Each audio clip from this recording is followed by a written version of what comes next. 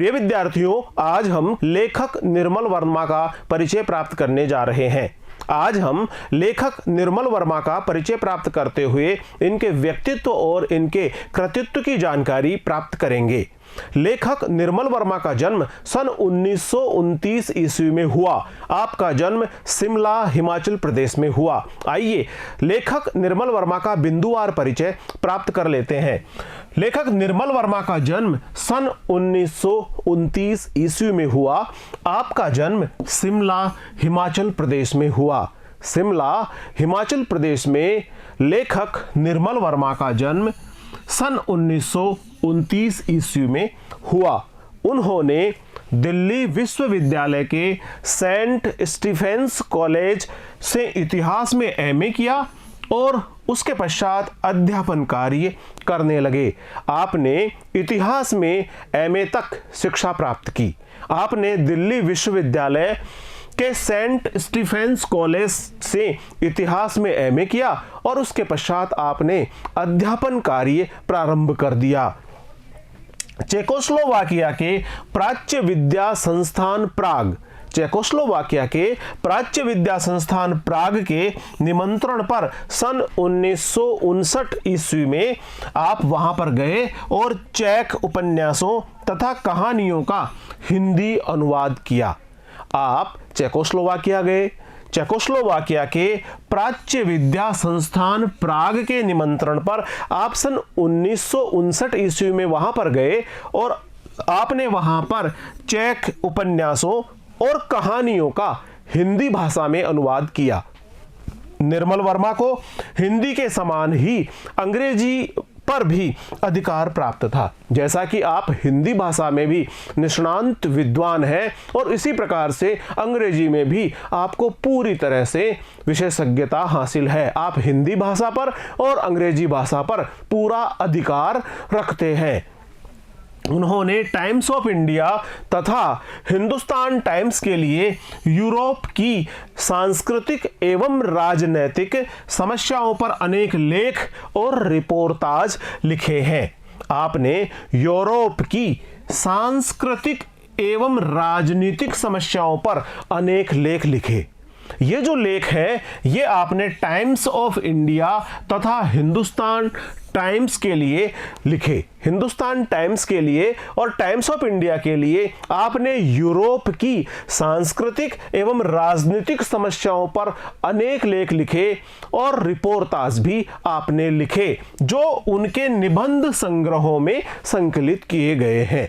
Reportage क्या होता है? रिपोर्टाज में किसी घटना, परिदृश्य अथवा आयोजन का तथ्यपरक साहित्यिक विवरण रिपोर्टाज कहलाता है। रिपोर्टाज में किसी भी घटना, किसी भी परिदृश्य अथवा किसी भी आयोजन का तथ्यपरक साहित्यिक विवरण होता है और इसे ही हम रिपोर्टाज कहते हैं। रिपोर्टाज की जो शैली होती है वह रोचक शैली होती है। रोचक शैली, वर्णन की तथ्यपरकता तथा सजीव चित्रण रिपोर्टाज की प्रमुख विशेषताएं कही जाती है। रिपोर्टाज की जो प्रमुख विशेषताएं कही जाती है उसमें रोचक शैली होना, वर्णन की तथ्यपरकता होना तथा सजीव चित्रण होना, यही रिपोर्टाज की प्रमुख विशेषताएं कही जाती है। किसी घटना के सजीव वर्णन हेतु गद्य की सर्वश्रेष्ठ विधा रिपोर्टाज मानी जाती है। रिपोर्टाज को गद्य की सर्वश्रेष्ठ विधा के रूप में माना जाता है जब किसी घटना के सजीव वर्णन करने की आवश्यकता हो। किसी भी गद्य परक घटना का सजीव और जीवंत वर्णन करने के लिए रिपोर्टाज को सर्वश्रेष्ठ विधा माना जाता है। सन 1970 में वे भारत लौट आए और स्वतंत्र लेखन करने लगे। निर्मल वर्मा का मुख्य योगदान हिंदी कथा साहित्य के क्षेत्र में है। हिंदी कथा साहित्य के क्षेत्र में लेखक निर्मल वर्मा का विशेष योगदान माना जाता है। वे नई कहानी आंदोलन के महत्वपूर्ण हस्ताक्षर माने जाते हैं। महत्वपूर्ण हस्ताक्षर से आशय यह है कि नई कहानी के क्षेत्र में उन्होंने उल्लेखनीय कार्य किया है और नई कहानी के क्षेत्र में उनका योगदान बहुत ही महत्वपूर्ण है। इस प्रकार वे नई कहानी आंदोलन के महत्वपूर्ण हस्ताक्षर माने जाते हैं। निर्मल वर्मा की प्रमुख रचनाएं इस प्रकार से हैं। उन्होंने जो कहानी संग्रह रचे हैं उसमें परिंदे, जलती झाड़ी, परिंदे, जलती झाड़ी, 3 एकांत, पिछली गर्मियों में, 3 एकांत, पिछली गर्मियों में, कव्वे और काला पानी, बीच बहस में, कव्वे और काला पानी, बीच बहस में, सूखा तथा अन्य कहानियां आदि शामिल हैं। उनके द्वारा रचित उपन्यासों में वे दिन, लाल टीन की छत, वे दिन, लाल टीन की छत, एक चिथड़ा सुख तथा अंतिम अरण्य, ये उनको द्वारा रचित उपन्यास है। उनके द्वारा रचित उपन्यास रात का रिपोर्टर, जिस पर सीरियल भी तैयार किया गया है, उनके द्वारा ही रचित उपन्यास है। रात का रिपोर्टर, इस पर सीरियल तैयार किया गया है, इसकी रचना भी निर्मल वर्मा द्वारा ही की गई है। यात्रा संस्मरण में हर बारिश में, चीड़ों पर चांदनी, धुंध से उठती धुन में उनके यात्रा संस्मरण संकलित किए गए हैं। यात्रा संस्मरणों की बात करें तो हर बारिश में, चीड़ों पर चांदनी, धुंध से उठती धुन में उनके यात्रा संस्मरण संकलित किए गए हैं। विविध निबंध भी आप द्वारा रचे गए हैं। निबंध संग्रह इस प्रकार से है। शब्द और स्मृति, शब्द और स्मृति, कला का जोखिम और ढलान से उतरते हुए उनके निबंध संग्रह है, जिनमें विविध विषयों का विवेचन मिलता है। आपने विविध विषयों का विवेचन करते हुए निबंध रचे हैं। आपके जो प्रमुख निबंध है उसमें शब्द और स्मृति, कला का जोखिम और ढलान से उतरते हुए इत्यादि इत्यादि शामिल है और महत्वपूर्ण निबंध माने जाते हैं। सम्मान एवं पुरस्कार जो आपको प्राप्त हुए हैं वे इस प्रकार से है। सन 1985 में कव्वे और काला पानी पर उनको साहित्य अकादमी पुरस्कार प्राप्त हुआ। आपको साहित्य अकादमी पुरस्कार से सम्मानित किया गया। इसके अतिरिक्त उन्हें कई अन्य पुरस्कारों से भी सम्मानित किया गया। निर्मल वर्मा की भाषा शैली में एक ऐसी अनोखी कसावट है जो विचार सूत्र की गहनता को विविध उदाहरणों के माध्यम से रोचक बनाती हुई विषय का विस्तार करती है। आपकी जो लेखन शैली है वह बहुत अनोखी है, बहुत अनुपम है। आपकी लेखन शैली में अनोखी कसावट दिखाई पड़ती है। शब्दों का चयन करना, उनका ठीक प्रकार से संयोजन करना, वाक्यों में निरूपण करना और इस प्रकार से आपकी रचना में जो प्रस्तुति होती है वह अनोखी कसावट लिए हुए होती है, जो विचार सूत्र की गहनता को विविध उदाहरणों से रोचक बनाती हुई विषय का विस्तार करती है और विषय को बहुत ही रोचक ढंग से प्रस्तुत करती है।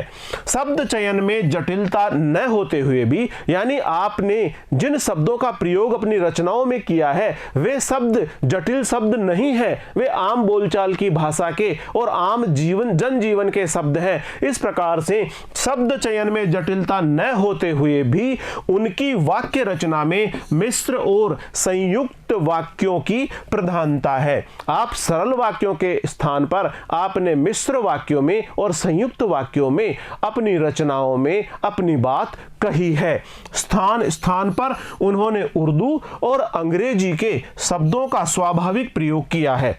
आप द्वारा उर्दू शब्दों का प्रयोग भी किया गया है, आप द्वारा अंग्रेजी शब्दों का प्रयोग भी किया गया है। उर्दू और अंग्रेजी शब्दों का यह प्रयोग आपने जिस कुशलता से किया है वह बहुत स्वाभाविक प्रतीत होता है, जिससे उनकी भाषा शैली में अनेक नवीन प्रयोगों की झलक मिलती है।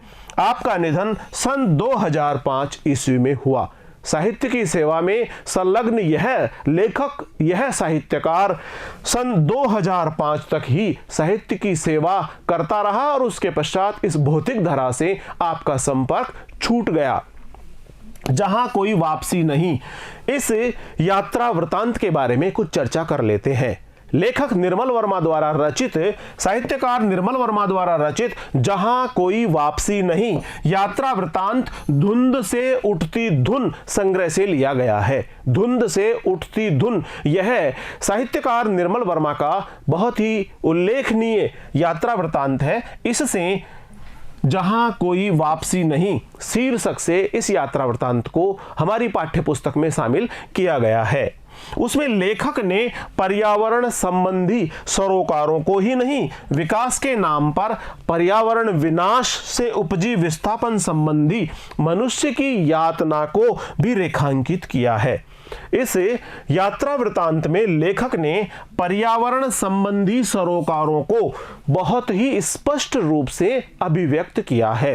पर्यावरण की रक्षा होनी चाहिए, पर्यावरण का संरक्षण होना चाहिए। पर्यावरण यदि साफ सुथरा और संरक्षित रहेगा, सुरक्षित रहेगा, तो मानव और वन्य प्राणियों में जीवन का संचार बेहतरीन तरीके से हो पाएगा। इस प्रकार लेखक ने पर्यावरण संबंधी सरोकारों को ही नहीं वरन विकास के नाम पर पर्यावरण विनाश से उपजी जो विस्थापन की मनुष्य की यातना है उसको भी प्रमुख रूप से उल्लेखित किया है, उसको भी विशेष रूप से रेखांकित किया है। लेखक का यह मानना है कि अंधाधुंध विकास और पर्यावरण संबंधी सुरक्षा के बीच संतुलन होना ही चाहिए। विकास होना चाहिए, निश्चित रूप से होना चाहिए, लेकिन अंधाधुंध विकास पर्यावरण संबंधी सुरक्षा के नाम पर नहीं होना चाहिए।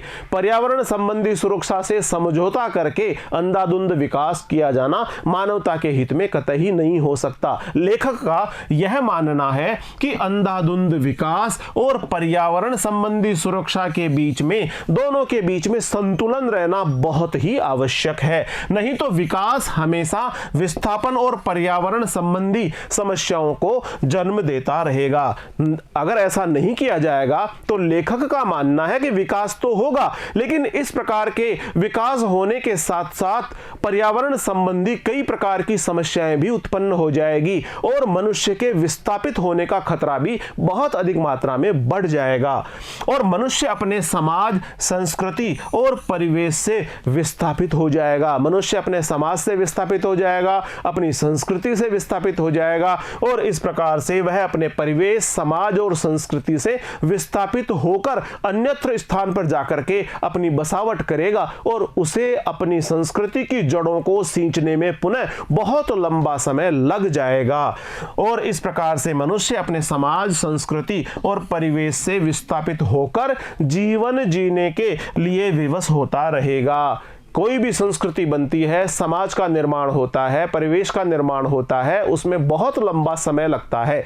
बहुत लंबे कालखंड के पश्चात एक समृद्ध सांस्कृतिक और विविधता से भरी हुई संस्कृति हमें मिलती है और इसी प्रकार से जो समाज बनता है, जो संस्कृति बनती है और जो परिवेश उत्पन्न होता है, उससे विस्थापित होकर दूसरे स्थान पर जाकर के जीवन प्रारंभ करना, जीवन जीना अपने आप में एक बहुत ही चुनौतीपूर्ण कार्य है। इस प्रकार से मनुष्य अपने समाज, संस्कृति और परिवेश से विस्थापित होकर जीवन जीने के लिए विवश होता रहेगा।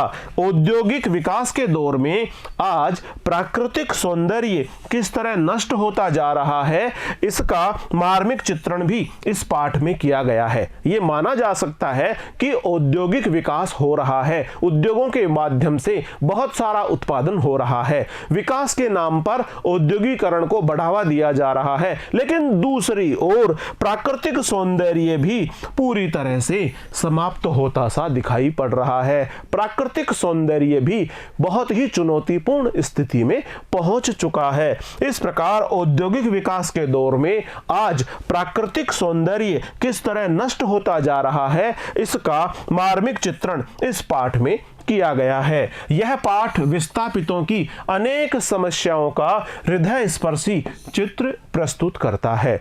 जब कोई व्यक्ति विस्थापित होता है, अपने स्थान से हटकर दूसरे स्थान पर जाकर अपना निवास स्थान बनाता है, तो उसे बहुत सारी समस्याओं, बहुत सारी चुनौतियों का सामना करना पड़ता है।